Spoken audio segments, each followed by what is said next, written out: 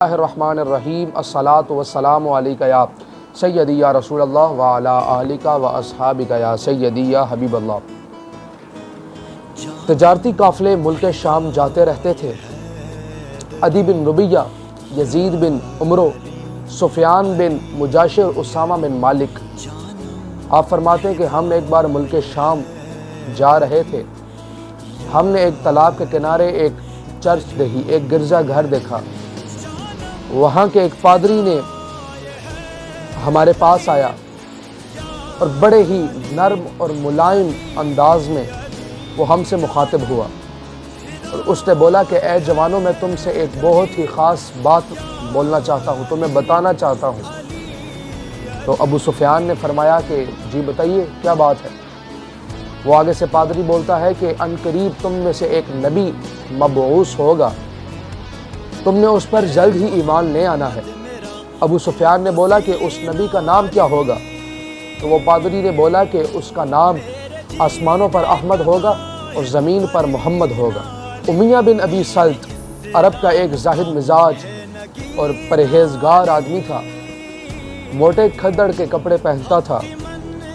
اس نے دوستی کے ناطے ابو سفیان سے ایک دفعہ بتایا کہ میں کتب سماوی میں ایک نبی کا تذکرہ پاتا ہوں جو ہمارے ملک میں مبعوث ہوں گے۔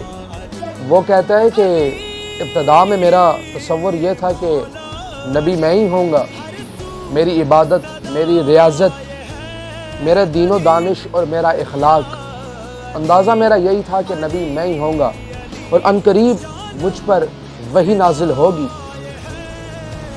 وہ بتاتا ہے کہ میں یہ سوچتا رہا، لیکن میرے پاس غیب سے ایک راز منکشف ہوا، اور اس نے مجھے بتایا کہ جو نبی مبعوث ہوگا، وہ بندہ بولتا ہے کہ وہ قبیلہ عبد مناف سے اس کا تعلق ہوگا۔ کہ میں نے اس قبیلے کا جائزہ لینا شروع کر دیا۔ میں نے اس قبیلے میں دیکھا کہ کون عبادت گزار، کون اخلاق میں اعلیٰ۔ ساری چیزیں میں نے دیکھنے کے بعد میری نظر جا کر عتبہ پر اٹک گئی، مگر کچھ عرصہ بعد، 40 سال بعد اس پر وحی نازل نہیں ہوئی، تو میرا ارادہ بدل گیا۔ میں نے کہا کہ یہاں بھی نہیں۔ ابو سفیان اس کے راوی ہیں، فرماتے ہیں کہ جب حضور نبی کریم صلی اللہ علیہ وآلہ وسلم مبعوث ہوئے تو امیہ بن ابی سلط کے پاس گیا اور حضور کے بارے میں اس کی رائے پوچھی۔